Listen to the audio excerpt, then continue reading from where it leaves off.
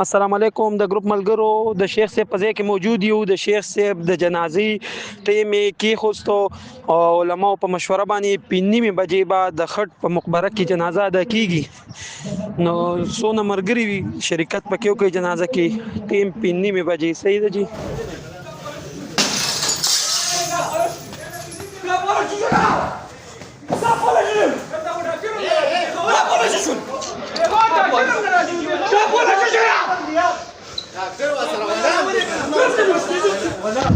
Ya,